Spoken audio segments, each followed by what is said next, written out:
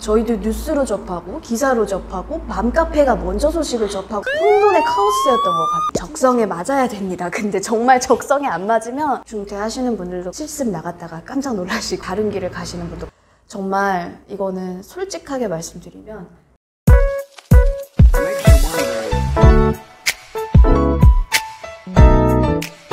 클릭해주셔서 감사합니다. 공터뷰 미소입니다. 오늘은 미모의 초등학교 선생님 자비쌤을 모셨어요. 아유, 네, 안녕하세요. 공터뷰 구독자 여러분 만나서 반갑습니다. 저는 초등학교 8년차 교사이고 서울에서 근무를 하고 있는 김자비라고 합니다.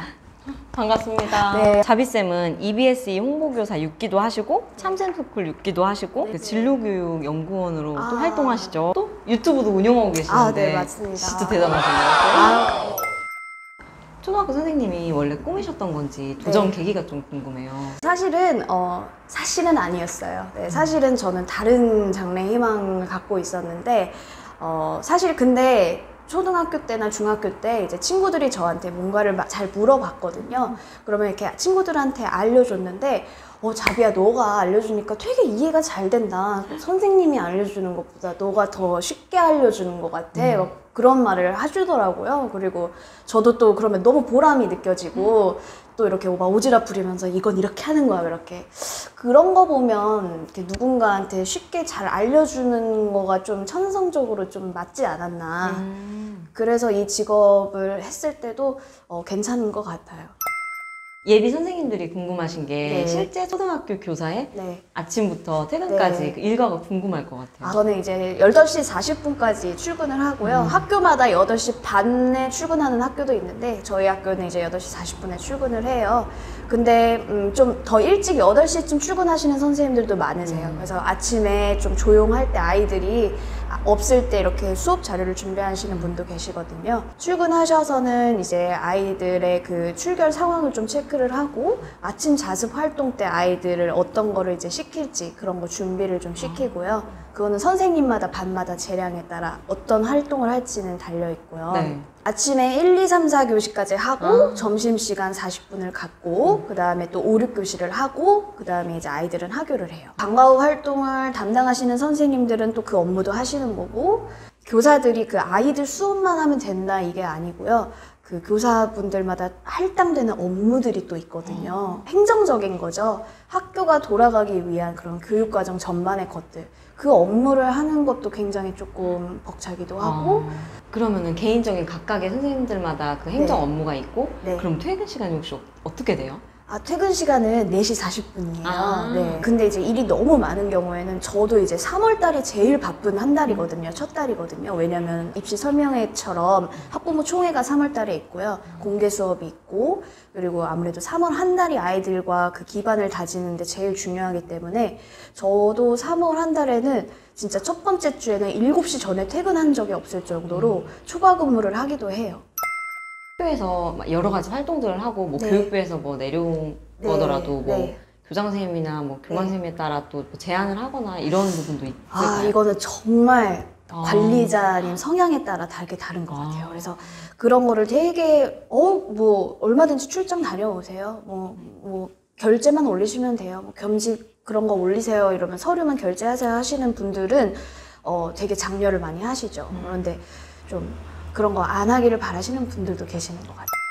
코로나 때문에 네. 이제 계약도 연기되고 네. 준비한 것들이 있을 텐데 네. 또 이제 온라인 강의를 하게 됐잖아요. 네. 그래서 네. 여러 선생님들이 혼란이 많았을 것 같아요. 그래서 어떻게 준비하셨어요? 정말 혼란이 많았던 게 저희가 교사라고 저희한테 먼저 뭐 이렇게 연락을 싹 주고 미리 준비를 할 시간을 준 게 아니라 저희도 뉴스로 접하고 기사로 접하고 맘카페가 먼저 소식을 접하고 약간 이러더라고요. 그래서 너무 당황스러웠죠. 그리고 뭐 저야 이렇게 이런 활동을 하고 있는 사람이다 보니까 뭐 해야 된다 하면은 상관없고 실제로도 저는 교육 자료를 만들고는 있지만 상관은 없는데 아무래도 이런 거에 대해서 아직 그 두려움이 있으신 선생님들도 많으시고 나이 많으신 선생님들도 계시기 때문에 혼돈의 카오스였던 것 같아요. 결국엔 지금은 아시겠지만 이것도 학교마다 다르게 운영이 되고 있거든요. 어떤 분은 정말 선생님이 직접 녹음을 하셔서 촬영을 하셔서 올리시는 학교도 있는 것 같고, 저희 학교는 이학습터라는 사이트를 이용을 해서 콘텐츠를 구성을 해서 올려주고 있어요. 출결이라든지 네. 그런 부분이 어떤지도 좀 궁금해요. 그 이학습터라는 사이트가 되게 잘 만들어졌더라고요. 그래서 교사 아이디로 학생 발급을 다 해줄 수가 있고요. 그 학생 아이디 발급을 해주면은 이 아이가 어제 출결을 들어왔는지, 그리고 저희가 그 올려놓은 그 컨텐츠를 몇 프로까지 진도를 달성을 했는지 그 진도율도 다 알 수가 있어요. 학부모님들한테 이제 다음날 이제 전화를 가죠. 어제 아이가 안 들었습니다. 100%가 안 됐습니다. 이렇게 체크를 할 수가 있어요. 선생님도 혼란스러웠겠지만 부모님도 혼란스러웠을 것 같아요. 솔직히 그래서 이걸 지금, 어떻게 안내를 해주고 진행을 할지 막막했을 것 같아요. 솔직히 지금 아마 어머님들이 제일 힘드실 거라고 생각을 해요. 맞아요. 그래서 저희도 학부모 상담을 한 분 한 분께 다 전화를 드렸었어요. 건강하신지, 아이는 어떤 식으로 생활을 하고 있는지. 그러면 이제 어떤 어머님께서는 새끼 다 차려주느라 힘들다 이렇게 솔직하게 얘기하시기도 하고, 어머님들이 되게 우호적으로 그래도 이해를 해주시더라고요. 그래서 선생님이야말로 더 힘드시죠. 이렇게 온라인 수업 준비하시느라 더 정신 없으실 것 같다고. 그래서 어머님들과 이렇게 전화 상담으로 안내를 해드렸어요. 저희는 학교는 이런 식으로 이렇게 할 것 같습니다. 교사가 되시고 좀 네. 혼란스러운 네. 부분들이 많았다고 네. 했잖아요. 그래서 전 장점과 단점을 좀 네. 말씀해 주시면 예비 선생님들이 좀 적성에 맞을지 판단할 수 있지 않을까 싶어요. 제가 생각하는 교사의 장점은 아이들이 나중에 이 대한민국을 이끌어 나가는 인재들이 되는 거잖아요. 우리의 미래가 곧 이 아이들한테 달려있는 건데, 그 아이들을 저희가 키운다고 생각을 해요. 나중에 이제 꽃을 피울 그 씨앗을 저희가 예쁘게 물을 주는 역할이라고 생각을 하는데, 책임감 하나만으로도 이 교사의 큰 장점이라고 생각해요. 어떤 직업에서는 누릴 수 없는 정말 그런 뿌듯함과 보람감? 그죠. 아이의 인성하고 이런 것도 네. 되게 내가 이제 잘 말해주고 이렇게 하면 잘 따라가는 모습 좋을 것 같아요. 네, 이게 어떻게 보면은 뭐 어떤 현실적인 장점을 원하시는 분들도 계시겠지만, 그런 건 다 알고 계실 거라고 생각을 하고, 제가 생각하는 교사들이 다른 직업과 차별화된 장점은 아마 이게 아닐까. 잘하고 적성에 맞으면은 이게 적성에 진짜 맞아야 됩니다. 근데 정말 적성에 안 맞으면 실제로 교대 들어오셨다가 퇴학, 중퇴 하시는 분들도 계시고, 실습 나갔다가 깜짝 놀라시고, 그리고 실제로 선생님이 되셨다가도 다른 길을 가시는 분도 간혹 있기는 있더라고요. 그러면은 단점은 단점이 이게 장점이랑 좀 연결될 수도 있는데, 그 아이들의 그 책임감이 굉장히 크다 보니까 아이들이 제 교육 철학대로 끌어와주는 대로 끌어오면 너무 좋겠지만, 굉장히 다루기 힘든 학생들이 분명히 있고, 또 학부모님들도 약간 조금 소통하는데 어려움이 있는 경우도 좀 많아요. 그렇죠. 그런 점이 좀 힘든 것 같아요. 수업하는 거는 하나도 어렵진 않아요, 저는. 그런데 이제 아무래도 아이들 사람 대 사람으로 이렇게 대하는 거, 그리고 학부모님들 대하는 거, 업무가 많아서 힘들다 이런 것도 조금 있을 수는 있겠는데요. 그거는 다른 직업도 다 힘든 거라고 생각을 해요. 다른 직업과 좀 차별화된 거라면, 그런 이제 아이들과의 소통하는 그런 거가 만약에 어긋나면 1년이 되게 힘들기 때문에.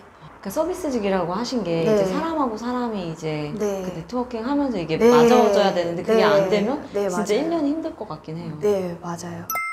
드센 학생들을 어떻게 좀 잘 케어하시는 방법이 있어요? 드센 학생들, 저는 카리스마라고 생각해요. 그 아이들을 잘 다룰 수 있는 거는 뭐 소리 지르는 것도 아니고, 매도 당연히 요즘은 안 되지만 처벌도 그런 걸로 소용없다고 생각하고요. 그분의 카리스마라고 생각하는데, 카리스마는 또 어디서 나오냐, 뭐 키가 크고 뭐 무섭게 생기고 뭐 이런 게 아니라 목소리 톤이나 그런 강단, 친절하면서도 단호한 모습을 아이들한테는 이렇게 잘 드센 아이들이 그런 게 조금 무서워하는 것 같더라고요. 제가 이 말씀을 들으니까 생각나는데 저도 네. 6학년 때 선생님이 네. 항상 바른 자세로 계셨고 네. 너무 재밌고 좋았는데 네. 네. 진짜 말하시듯이 살짝 무서운 게 있었어요. 그쵸, 대들면 그쵸. 안 될 것 같고 아. 말 잘 들어야 될 것 같고 너무 좋고 친한데도 그런 아. 느낌이 있었거든요. 딱 네. 뭔지 알 것 같아요. 그래서 저는 되게 무표정이면 되게 차갑고 세 보인다는 얘기가 예전에 싫었는데 이 직업을 하고 나서는 이게 또 좋네요. 아이들이 아. 선생님 무표정이면 너무 무서워요 막 이러거든요. 저는 이제 딱 이제 정색하고 목소리 이제 차갑게 딱 아이들한테 오히려 소리 안 지르고 딱 목소리를 차갑게 하거든요. 그러면은 드센 아이들도 딱 선생님 화난 것 같다 이렇게 하는 것 같아요. 오, 그 카리스마 진짜 필요할 것 같아요. 네. 무섭게 화장을 그냥 스모키를 오. 그리고 특히 이제 고학년 같은 경우에는 중2 수준의 정신 연령이 요즘 고학년 아이들로 내려왔기 때문에 소리 지른다고 듣지 않고요. 정말 그 말로 그냥 콕콕 해줘야 돼요. 다 알아들어요, 걔네들도. 좋은 꿀팁이에요. 아, 그래요? 카리스마를 예비 선생님들이 장착해야 될 것 같아요. 도움이 되셨다면 네, 너무 다행입니다. 임용 고시생 때 이제 상상하던 선생님의 모습과 현실이 좀 달랐던 부분이 있잖아요. 그래서 네. 이걸 어떻게 맞추고 대처를 했는지 좀 더 시행착오를 줄일 수 있는 방법이 있을까요? 저도 환상을 가지고 임용고시를 합격을 했고 그렇기 때문에 첫 해에는 너무 행복하게 다녔지만 그게 점점 현실을 맞닥뜨리게 되면서 약간 우울감이 왔다고 말씀을 드렸는데 이거를 미리 조금 알았다면 확실히 대처를 했지 않았을까라는 생각이 들어요. 그게 뭐냐면은 이제 나는 아이들이랑 수업만 하면 돼. 이제 선생님 되면은 이제 수업하고 아이들이랑 같이 놀고 놀이로 수업하는 선생님이 돼야지. 이런 생각을 하시는 분들이 계시다면 그것이 물론 제일 주가 돼야 되지만 그거 말고도 다른 것들이 너무 많아요. 내가 열심히 준비한 수업을 안 따라오는 아이들, 그거를 싫어하는 아이들이 있고, 그리고 이제 학부모님들 중에서도 약간 저를 이렇게 믿어주시고 이렇게 지지해 주시는 학부모님들이 계시기도 하지만 민원을 이렇게 넣으시는 분들이 요즘은 많다고 들었어요. 그래가지고 네. 그런 거 민원을 받는 선생님들도 요즘 많으셔서 민원 스트레스가 조금 있으시고요. 이거를 대처를 하려면 학급 경영관을 스스로 한번 교대생이실 때 한번 생각을 해보셨으면 좋겠어요. 내가 나는 이런 학급 경영 철학을 가지고 나중에 선생님이 되면 해야지. 아이들과 이제 어떤 식으로 상담을 할지 상담 쪽에 대한 책을 좀 많이 읽어보시면 도움이 많이 되실 것 같고요. 미리 좀 그렇게 대비를 해놓으면 그래도 맞닥뜨렸을 때 네. 조금 더 수월하게 할 수 있겠네요. 네, 그리고 이거는 그냥 조금 제 생각이기는 한데 저가 굉장히 스트레스를 많이 받았어요. 초창기에. 그렇다 보니까는 그 스트레스를 해소를 해야지 또 되는데 이게 스트레스가 해소가 안 되면은 그 짜증이 아이들한테 또 가거든요. 교사는. 그렇기 때문에 이게 되게 중요한 직업이라고 생각을 하는데 뭐 예를 들어서 뭐 연애나 아니면 엄마랑 싸우고 출근한 날은 그게 또 저도 기분이 안 좋으니까 그날 수업 잘 안 되기도 하고 그렇기 때문에 교사들이 그 마인드가 그 스테이블하게 유지되는 게 되게 중요한데 그러기 위해서는 스트레스를 풀어야 돼요. 근데 본인만이 확실하게 스트레스를 해소할 수 있는 그런 취미를 어렸으실 때부터 대학생 때부터 좀 개발을 하시면 좋을 것 같아요. 저는 그게 없었기 때문에 이것도 해보고 저것도 해보고 하다가 지금에서야 이렇게 찾았거든요. 그런 걸로 푸는 게 정말 중요한 것 같아요. 임용 고시생분들이 점점 더 힘들잖아요. 네, 경쟁률도 치열하고 네. 그래서 좀 어떤 마인드로 할지 따뜻한 조언 한마디 좀 마지막으로 부탁드릴게요. 정말 경쟁률이 점점 TO가 줄기 때문에 힘든 걸로 알고 있는데요. 이 시험은 모든 시험이 그렇겠지만 일단 멘탈 싸움인 것 같아요. 맞아요. 멘탈 싸움이고 나는 무조건 된다. 죽어도 2번은 못하겠다. 엄청 뭐 자신감 없고 무너지실 거예요. 남들은 막 순수 공부 시간 막 18시간 찍는다더라. 제가 막 도서관 문 열고 문 닫고 나간다더라. 근데 그거랑 상관없는 것 같아요. 그런 거랑 상관없고 그냥 계속 나는 나를 믿는다. 이렇게 자기 자신을 믿으시고 다양한 공부법 영상들이 있겠지만 제 영상에도 이제 제가 어떤 식으로 공부했는지 약간 영상이 있거든요. 그거를 좀 참고하시면 더 도움이 되실 것 같고 일단은 열심히 공부를 하시고 그리고 꼭 현직에서 뵙기를 바라겠습니다. 공터뷰라는 이 채널이 정말 유익하고 많은 분들에게 도움이 될 것 같아요. 공터뷰 채널 많은 사랑 가져주시고요. 공터뷰 구독자분들 다음에 또 만나요.